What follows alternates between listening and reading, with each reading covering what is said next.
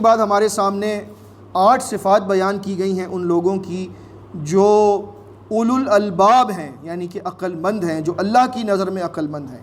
انما یتذکر اولو الالباب، آیت نمبر 19 سے لے کر آگے یہ موضوع چلتا ہے۔ ان کی صفات یہ ہیں کہ وہ اللہ کے عہد کو پورا کرتے ہیں اور پختہ عہد کرنے کے بعد اسے توڑتے نہیں ہیں۔ وہ لوگ جو ملاتے ہیں اس کو جس کو ملانے کا حکم اللہ نے دیا ہے، یعنی رشتے کو، رشتہ داری ملانا یہ بہت بڑا نیک عمل ہے۔ ایسے رشتہ داروں سے رشتہ ملانا جو آپ سے نہیں ملانا چاہتے، یہ اصل رشتہ ملانا ہے، ورنہ بدلے میں تو سب ملاتے ہیں۔ کسی نے آپ کے ساتھ اچھا سلوک کیا تو آپ نے ریٹرن میں کر دیا، تو کون سا بڑا کام ہے۔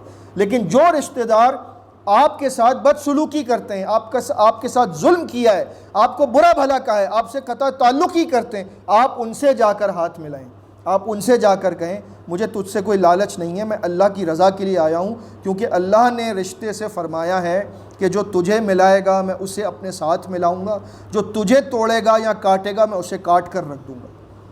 تو اگر تو رشتہ ختم کرنا چاہتا ہے تو تیری مرضی، لیکن میں رشتہ قائم کرنا چاہتا ہوں۔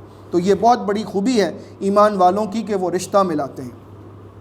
اگلی صفت ہے کہ وہ اپنے رب سے ڈرتے ہیں۔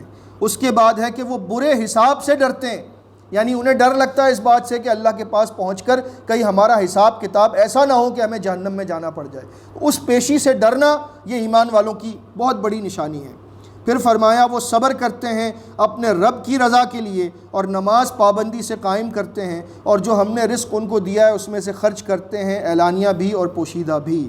اور جب ان کے ساتھ برائی کی جائے تو بھلائی کے ساتھ اس کو دور کرتے ہیں۔ یہی وہ لوگ ہیں جن کے لیے آخرت کا بہترین انجام ہے۔ اس کے بعد فرمایا کہ وہ انجام کیا ہوگا، ایسے باغات ہوں گے جن کے نیچے نہریں بہتی ہوں گی، وہ ان ہمیشہ کے باغات میں رہیں گے، اور جو ان کے آبا میں سے، بیویوں شوہروں میں سے اور ان کی اولاد میں سے نیکوکار تھے، وہ سب کے سب ان کے ساتھ ان جنتوں میں داخل ہوں گے۔ معلوم ہوا کہ ہم زبردستی کسی کا ہاتھ پکڑ کر جنت میں نہیں لے جا سکتے۔ اللہ نے شرط رکھی ہے ومن صلح، جو نیک ہوئے آباء و اجداد میں سے، بیویوں میں سے اور اولاد میں سے، تو ان کو اللہ تعالیٰ جنت میں ساتھ بھیجے گا۔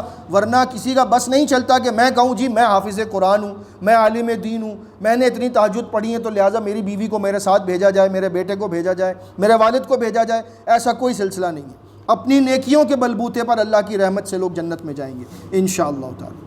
والملائکۃ یدخلون علیہم من کل باب، اور فرشتے ان کے پاس جنت کے دروازوں سے داخل ہوں گے، اور داخل ہو کر کیا کہیں گے، سلام علیکم بما صبرتم، تم پر سلامتی ہو کیونکہ تم نے بہت صبر کیا دنیا میں، فنعم عقبی الدار، کیا ہی اچھا انجام ہے تمہارا۔ اس کی وضاحت میں بڑی ہی پیاری حدیث ملتی ہے مسند احمد میں اور صحیح ابن حبان میں۔ عبداللہ ابن عمر رضی اللہ تعالیٰ عنہ فرماتے ہیں کہ نبی کریم صلی اللہ علیہ وسلم نے فرمایا، سند اس کی جید ہے انشاءاللہ، کیا تم جانتے ہو کہ اللہ کی مخلوق میں سے جنت میں سب سے پہلے کون سے لوگ جائیں گے؟ لوگوں نے کہا کہ اللہ اور اس کا رسول ہی بہتر جانتے ہیں۔ فرمایا اللہ کی مخلوق میں سے جنت میں سب سے پہلے فقراء اور مہاجرین داخل ہوں گے، جن کے ذریعے سے سرحدیں محفوظ کی جاتی تھیں اسلامی سلطنت کی، اور ناپسندیدہ حالات سے بچایا جاتا تھا لوگوں کو، اور ان میں سے اگر کوئی فوت ہوا تو اس حال میں مرا کہ اس کے دل کی خواہش اس کے سینے میں ہی دفن رہ گئی، وہ اسے دنیا میں رہ کر پورا نہ کر سکا۔ جب یہ لوگ جنت میں داخل ہوں گے تو اللہ رب العزت فرشتوں کو حکم دے گا کہ تم ان کے پاس جاؤ اور انہیں کہو سلام علیکم بما صبرتم، یہی الفاظ کہ تم پر سلامتی ہو، تم نے دنیا میں صبر کیا۔ فرشتے کہیں گے اے اللہ، ہم تیرے آسمان کے رہنے والے، تیری مخلوق میں سے تیرے چنے ہوئے، تیری تقدیس اور تحمید میں اپنی ساری زندگی گزار دی ہم نے، تو ہمیں حکم دے رہا ہے کہ ہم ان لوگوں کے پاس جائیں صرف انہیں سلام کرنے کے لیے۔ تو اللہ نے فرمایا یہ میرے بندے تھے، میری بندگی کرتے تھے، میرے ساتھ کسی کو انہوں نے شریک نہیں کیا، ان کے ساتھ اسلامی سلطنت کی سرحدیں محفوظ رہا کرتی تھیں، ان کے ذریعے سے ناپسندیدہ حالات سے لوگوں کو بچایا جاتا تھا، ان میں سے کوئی مرا اس حال میں کہ اس کے دل کی خواہش اس کے ساتھ اس کے سینے میں ہی رہ گئی اور وہ اسے اپنی زندگی میں پورا نہ کر سکا۔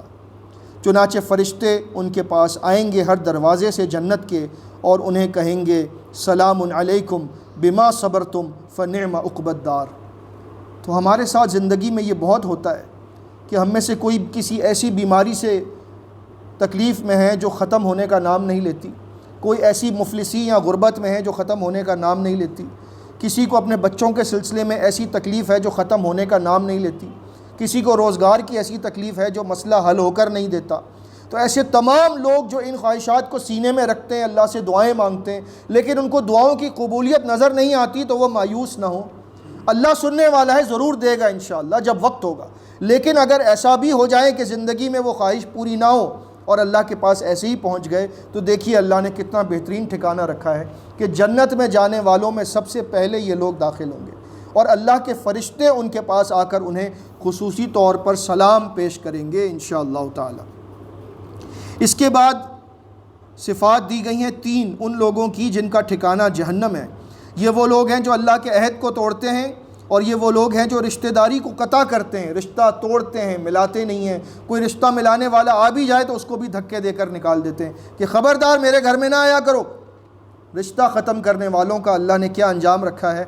بتایا کہ یہ زمین میں فساد مچانے والے ہیں، ان پر اللہ کی لعنت ہو اور ان کا ٹھکانہ جہنم ہے۔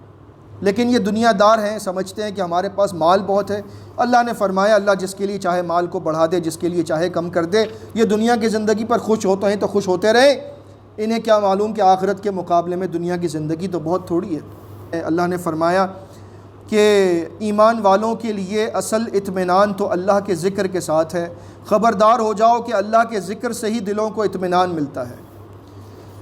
اور سورہ رعد کے اختتام پر پھر ہمارے سامنے یہ بات رکھی گئی ہے کہ جنت کی مثال ایسی ہے جو متقین کے لیے بنائی گئی، اس کے نیچے نہریں بہتی ہیں، اس کے پھل بھی دائمی ہیں، اس کے سائے بھی دائمی ہیں، ہمیشہ رہنے والے، کبھی ختم نہیں ہونے والے۔ اللہ رب العزت نے فرمایا کہ ہم نے اسی طرح رسول پہلے بھی بھیجے ہیں، ان کی بھی بیویاں ہوتی تھیں، ان کی بھی اولاد ہوتی تھی، وہ بھی عام انسانوں کی طرح ہوتے تھے۔ اگر اے کافروں مشرکوں تمہیں یہ رسول ہمارا اس وجہ سے رسول نہیں لگتا کہ یہ بیوی بچوں والا ہے، تو اس طرح تو سارے رسول پہلے آئے وہ بھی بیوی بچوں والے تھے، لہٰذا یہ اعتراض لغو اور فضول ہے۔ آخر میں اللہ رب العزت نے فرمایا وَيَقُولُ الَّذِينَ كَفَرُوا لَسْتَ مُرْسَلًا، یہ کافر کہتے ہیں کہ تم رسول نہیں ہو۔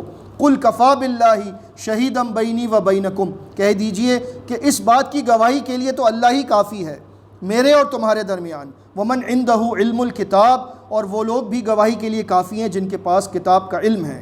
اس سے مراد یہود و نصارہ کے وہ علماء ہیں جو بعد میں اسلام قبول کر لیتے ہیں، جیسے عبداللہ ابن السلام اور تمیم الداری رضی اللہ تعالی عنہما۔ یہاں پر سورہ رعد کا اختتام ہوتا ہے۔